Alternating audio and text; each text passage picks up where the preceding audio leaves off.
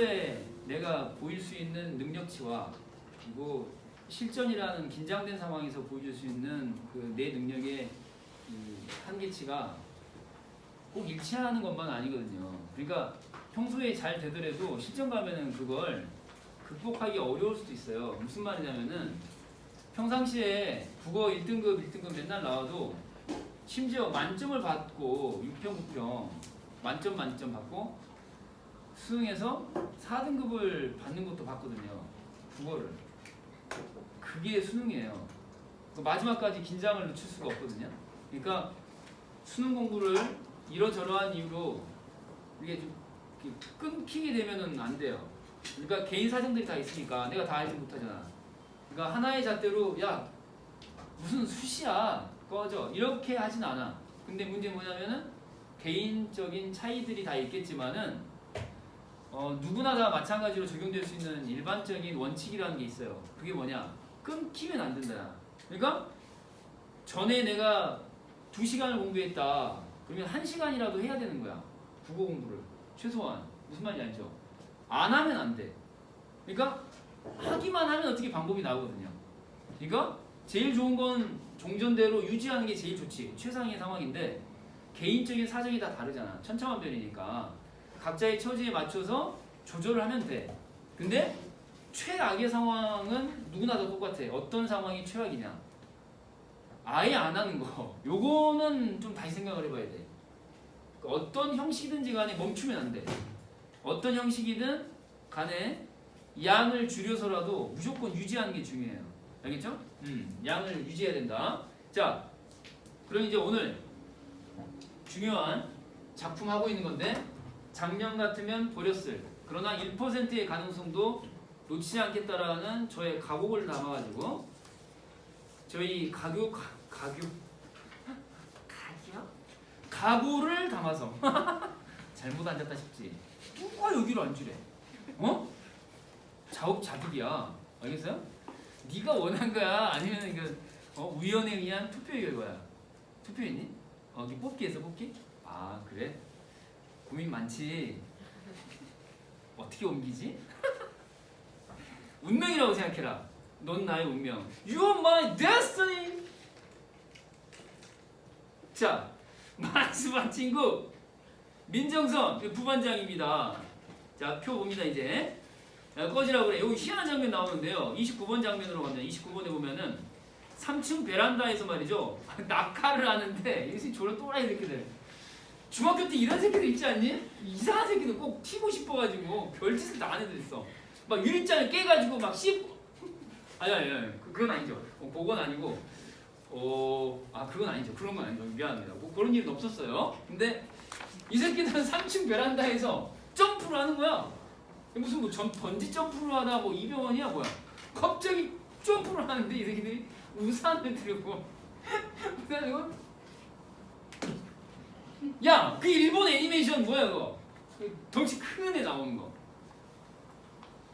뽀로로 말고 뽀로로가 무슨 일본이야? 토토로. 오. 이거 있잖아. 알지? 토토로. 이웃집 토토로. 알지? 토토로가 앙증 맞은 우산을 그 등치 큰 애가 들고 다니잖아. 알아요? 이 새끼는 3층 베란다에서 점프했단 말이야. 어떻게 됐을 것 같아요?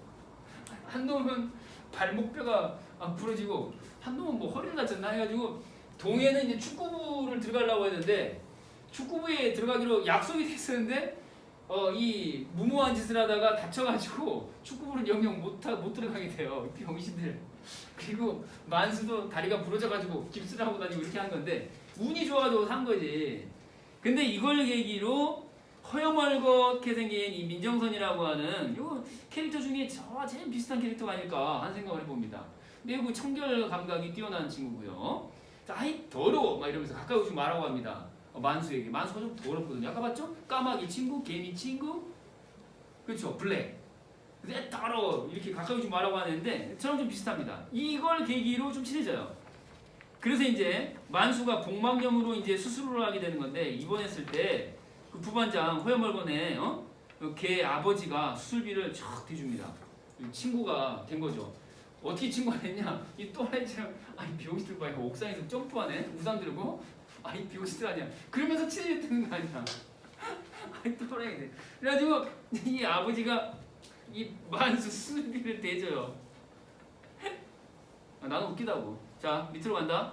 근데 김용식 씨는 할아버지 아버지야. 시작. 할아버지의 그 유서와 같은 내용이 나옵니다. 유서에다가 색깔 약간 마지막에 이 세상에 뭐 안녕 이런 내용이 나오거든요. 일종 유서 같은 형식을 빌어서 할아버지의 이 소술자 할아버지가 등장을 하시게 되는 건데요. 자 여기다 다 색깔할 거야. 이데올로기와 전쟁을 증오하는 내용 나오고요. 색깔. 그 다음에 이 제국주의와 자본주의에 대한 분노 역시 또 색깔. 또 세상에 대한 회의적 인식. 나는 세상 일에 관여하지 않을 거야. 내가 태어나서 제일 잘한 일이라면은 개운리로 개운하게 도망쳐온 일. 세상 일에 관여하는 일. 그리고 두 번째로 잘한 일은 이 개운리에서 한 번도 나가지 않은 일. 이렇게 얘기를 하거든요. 세상 일에 개입을 하지 않으려고 하는 해봤자 소용없다라고 하는 회의적 인식. 해봤자 소용없어. 이런 인식이 여기에 담겨 있습니다. 마지막 죽기 전에 남긴 일종의 고백 같은 건데요. 자 여기다가 형광펜 색깔. 자 백수를 죽게 만든 이데올로기와 전쟁을 증오 색깔. 이 문장을 그대로 내가 타이핑을 해놓은 거예요. 자 그리고 나머지 것들도 엄청나게 다 비판적인 내용들 담고 있죠. 자 그래서 여기다가 또 색깔 한번 해볼게요. 자 죽음의 시공간을 만들어낸 모든 존재를 절대 용서할 수 없다 색깔. 그 손자를 잃고 나서 그가 똑똑한 손자 잘난 손자 잃고 나서 하는 얘기입니다. 또 밑으로 이제 내려가서 요 두 문장도 색깔을 딱 하겠습니다. 방금 내가 말로 했던 거 있잖아. 내가 제일 잘한 거 개원리로 도망온 거. 두 번째로 잘한 거 여기서 안 나간 거. 알겠죠? 회의적 인식. 자 형광펜 색깔을 딱 해보세요. 지난번에 내가 그 사건 명칭 기억 못해가지고 말이죠. 여러분들하고 좀 어물쩡거렸던 거 있잖아요. 보도연맹 사건이었습니다. 그래서 한 줄 아래에 보도연맹 사건에다가 색깔을 딱 해보세요. 원래 공산주의, 사회주의 활동하는 사람들을 전향을 시켰거든요. 그 전향했다라고 하는 저희장 I hate the communism. I'm not a communist no more. 이렇게 서약을 하는 서약서 같은 걸 받아놔. 그 명단이 있을 거 아니야. 이 새끼들은 사회주의 전력이 있는 놈들이야. 근데 정부의 감시 대상이지. 근데 야 니네 이거 보도연맹 가입하면은 죽이지도 않을 거고 나중에 경제적으로 도움도 줄 거야 라고 하면서 명단을 받았는데 나중에 전쟁이 터지니까 이 사람들부터 잡아다가 다 총살시킨 거 아니에요. 그 사건이거든요. 그래서 이제 백색 테러라는 말을 썼는데 이 사회주의나 공산주의를 신봉했던 사람들을 그 무고하게 죽이는 테러를 이제 백색 테러라고 합니다. 그러니까 이쪽이 그 우익 진영에서 저지르는 이 나쁜 짓을 백색 테러라고 이제 하는 거거든요. 요거 해주시고요. 그러니까 내가 이 꼴짜기에 있고 해방되고 나서도 나가지 않는 게 얼마나 다행이냐 이거야. 그래서 아들도 죽지 않았고 손자들도 살아남았는데 결국은 이 애꿎은 손자가 죽게 된 거죠. 그래서 형광펜을 색깔하겠습니다. 요거 백수가 죽게 된 게 누구 때문입니까? 누구 탓이야? 제국주의, 미제국주의, 미국 자본주의, 미국의 그 악랄한 그 술책 아니겠어요? 그리고 이제 뭐 물질 문명이 가져다 주는 어떤 문명의 이기라고 하는 것이 자연을 생각해 안 해요. 일단은 그 사람들의 목적에 모든 것들을 다 종속시켜버리는 거 아니겠어요? 일단은 베트남에 있는 공산주의자들 죽여야겠어 라고 생각하니까 정부를 그냥 불을 질러버리는 거고 거기다가 제초제 뿌려버리는 거고 이런 거 아니에요. 그러다가 사람이 예쁘게 그것도 그 약소국가인 한국군의 군인들이 무고하게 막 죽어간 거죠. 자, 그 다음 이제 드디어 충현 서술자 충현이야. 충현은 만수의 누구? 아버지. 만수 아버지가 중얼거리는 대목입니다. 이제 아버지인 김용식 씨, 만수 할아버지가 이제 사망하는 장면이 되겠습니다. 다음 장 넘겨. 33번입니다. 지나가고 34번. 야, 요거 별표하겠습니다. 34번 별표. 요거는 번호 자체에다가 별표. 34번. 요거 번호에다가 별표. 요게 그 정말 눈물겹고 가슴찌간 장면인데 34번이에요. 요거 중요합니다. 자, 형광펜을 이제 색깔할 거예요. 이 중심 사건이 뭐냐? 오키가 소술자인데 오키는 몇째 아이입니까? 5째야, 6째야? 시작. 6째. 그렇죠. 6째 막내예요, 막내.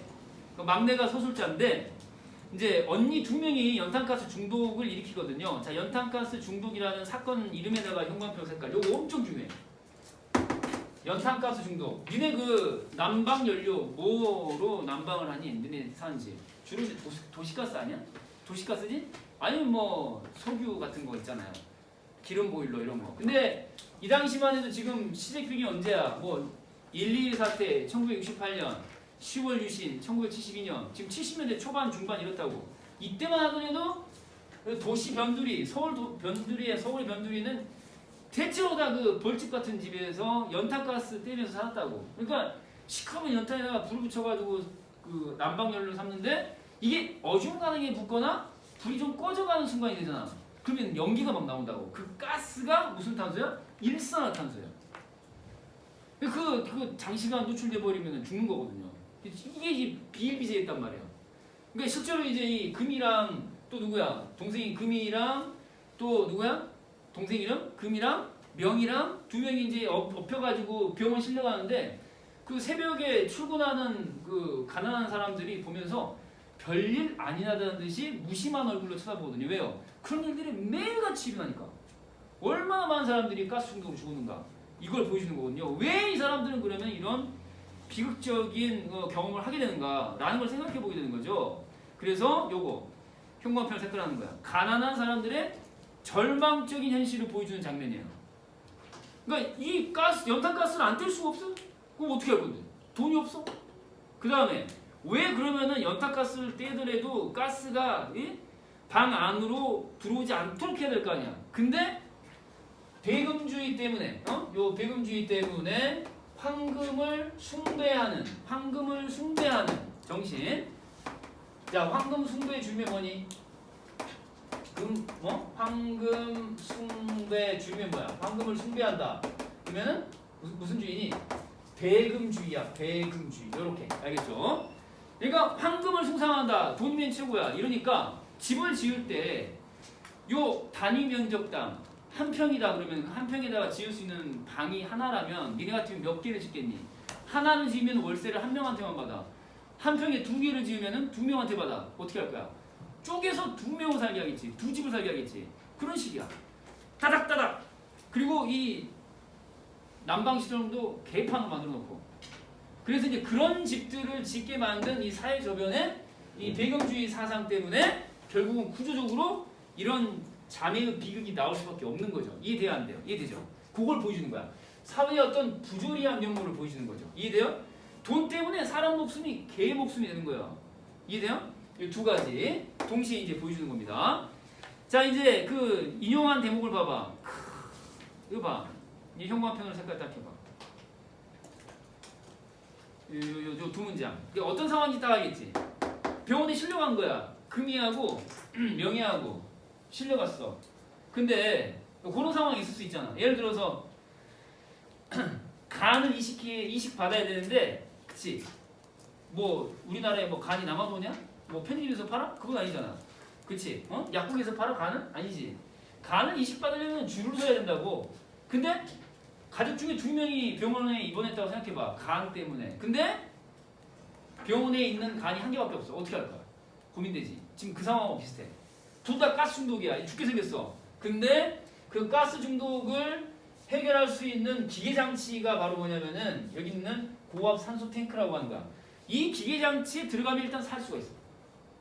근데 기계 장치가 원래는 2개인데 하나는 누가 쓰고 있어. 그래서 둘 중에 한 명을 골라야 되는 상황이야. 큰 누나를 살릴 것이냐? 작은 누나를 살릴 것이냐? 어떻게 할 거야? 이런 부조리한 현실이 존재했다는 거죠. 비극적인 현실. 그래서 이 가운 입은 남자가 독촉을 합니다. 야, 이 새끼 빨리, 야 임마, 다 줄 서서 있단 말이야. 빨리 2명 중에 1명밖에 안 된다니까?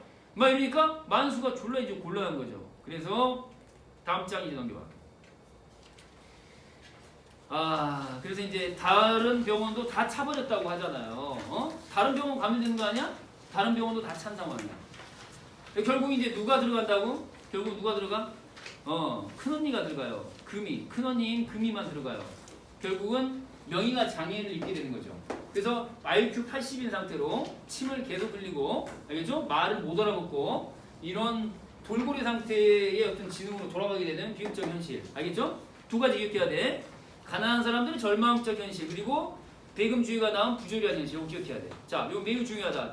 통틀어서 제일 중요하다. 기억해야 돼. 자, 그 다음에 다음 장면들은 이제 막 넘어가는데, 자, 요거 쭉쭉 넘어갑니다. 오키가 이제 결혼한 상대가 중요한데, 화물트럭 운전수하고, 아니 오키가 아니라 금이의 결혼. 자, 화물트럭 운전수 색깔. 금이가 결국은 가출을 하거든요. 큰딸이 가출해요. 너무 힘드니까 빨리 시집이나 가가지고 살아야겠다. 그래서 이제 화물트럭 운전사와 결혼을 해버립니다. 그 다음, 자, 쭉쭉 내려갈게요. 이제 39번에 부조리한 현실을 또 한 번 보여주는 장면이 나오는데요. 전에 내가 얘기했던 거 있지. 자, 요거 통으로 색깔 딱 해볼게요. 요거 봐. 졸라 웃기다. 웃기면서도 아이 나쁜 새끼들, 이런 생각이 좀 들죠. 뇌물받아 처먹어갖고 교통경찰이 경찰용 부츠에다가 뇌물받은 걸 졸라 쑤셔 넣었던 거야. 근데 교통사고가 난 거지. 다친 거야. 수술을 해야 돼. 근데 이 새끼가 쩔룩거리면서 도망가는 거 아니야. 응급실에 실려왔는데 아차 큰일 났다. 들키면 안 되는데? 그러면서 같이 데려온 정경이랑 간호사한테 잠깐 말도 안 하고 쓱 도망가고 막 쫄고 도망가고 있는 거야. 그래서 간호사는 또 가시면 어떡해요? 등록을 하셨으면 빨리 수술을 하셔야죠. 그래서 절로 따라가. 얼마나 간호사가 미웠겠어. 같이 속도 모르고. 근데 잡혀갔어. 결국은 잡혀가지고 눕혀서 부치를 잘라내니까 돈덩어리 막 나오는 거지. 부조리한 현실을 보여주면서 졸라 우스꽝스러운 장면이에요. 근데 이제 여기에 거기에 이 장면상에서는 만수라고 안 나오는데 맥락상이가 만수예요. 정경으로 이제 복무를 하게 되거든요. 그래서 여기도 색깔 딱 해놔. 만수가 이런 부조리한 현실 가운데에서 동참해서 삥땅 치는 대열에 합류하여 동생들 사는 집을 월세에서 전세로 옮겨준다. 부조리한 현실의 일부로 살아가는 만수의 모습을 보여주는 거예요. 자, 그 다음 아래쪽으로 내려가서 식당 주인이 서술자인 대목으로 가면 만수가 총상을 입는 장면이 나옵니다. 색깔. 만수가 총 맞아요. 자, 봅시다. 이 집안 형제들. 남자는 3명입니다. 몇 명? 3명. 큰형은 누구? 백수. 어떻게 됐어? 군대에서 죽었어. 농약 뿌리다 죽었어. 둘째 형은 누구야? 만수. 만수 어떻게 됐어? 군대 가서 총 맞은 거야. 탈영 사건이 일어난 거야. 탈영병 2명이 갑자기 탈영을 해가지고 여관방에 숨어들었다가 보일러실에서 발각이 돼요. 그래서 다 죽여! 이러면서 여관을 점거해가지고 반대편에 있는 식당에서 이 긴급 뒤치기가 뿌려진 거야. 군경 합동 수사본부. 거기에서 이제 그 뒤따라온 정경인 누구? 만수가 여관 주변에 구경 나온 시민들을 대피시키려고 저기요 도망가서 이렇게 하다가 빵 맞은 거예요. 알겠죠? 그리고도 살아납니다. 졸라 희한하죠. 아무튼간에 이런 사연이 있었다라는 것도 알아두시고. 그러니까 군대를 가고 싶겠니 안 가고 싶겠니? 석수가 막내 아들로는 막내 아들인 석수가 군대 가고 싶겠니 안 가고 싶겠니? 안 가고 싶죠. 도망가고 싶죠. 그렇죠? 그리고 보통은 큰 형이 이렇게 가족 중에 형이 군복무 중에 사망하면은 군대 안 가거든요. 요즘에 안 가는데 이때는 갔나 봐요. 원래 안 가는데. 이게 좀 이 작품이 좀 약간 맹점입니다. 당신 그랬나 보죠. 자, 큰 형 죽었지. 둘째 형은 군대에서 총 맞았지. 아, 나는 군대 가기 싫지. 그 도망가는 겁니다. 자, 3수 끝에 이제 서울대 합격한 누구? 석수. 자, 몇 번이야? 41번. 정신 차려! 41번. 석수. 석수가 셋째 아들인데 3수 후에 서울대 합격 색깔. 3수 끝에 서울대 합격한 거야. 자, 아까 내가 말로 했던 거 경찰하고 같이 삥땅 쳐가지고 부정부패에 합류한 만수. 이게 굉장히 좀 모순덩어리죠. 가족을 위해서 희생하긴 하는데 또 부조리한 현실의 일부이기도 하고 이렇게 계속 그래요. 이의 삶이 좀 모순덩어리입니다. 자, 다음 내려갈게요. 성일산업이라고 하는 기업 이름 명칭, 기업 명칭에다가 일단 색깔을 할게요. 만수가 제대 후에 일하게 되는 성일산업, 경찰의 소개로 취직하게 된 성일산업 색깔 딱 해놓고 4급 관리직 만수 한 번 더 색깔. 만수는 생산직이야 관리직이야? 관리직이거든요. 그 문제가 뭐냐면은 노동조합을 만들려고 하는 생산직 노동자들을 감시하고 탄압해야 하는 회사 측의 입장을 대변하는 그런 인물로 나오는 거야. 그러니까 회사 측을 대변한다는 거는 노동자들을 동료들을 배반한다는 거거든요. 그러니까 모순덩어리죠. 현실에서는 부조리한 현실의 하수인, 하수인 역할을 하면서 동생들한테는 희생자인 거고. 이해돼요? 약간 좀 모순인 거죠. 자, 다음 오키가 이제 이대 합격합니다. 색깔. 이 집안은 아주 머리가 있는 집안이야. 큰형은 서울대, 그렇죠? 그리고 또 둘째도 서울대, 오키는 또 이대를 간 거야. 자, 그 다음 장면으로 내려갑니다. 석수가 나오는 43번 장면에서요. 자, 입대를 피하기 위한 시간 벌기형 공정활동 색깔 딱 해보시고. 그럼 뭐 노동자들의 열악한 현실을 개선하겠다라고 하는 어떤 그 대의를 위해서가 아니고 자기가 시간 때우려고 간 거예요. 군대는 가기 싫고 가만히 있으면 끌려가겠고 또 도망간 거예요. 알겠죠?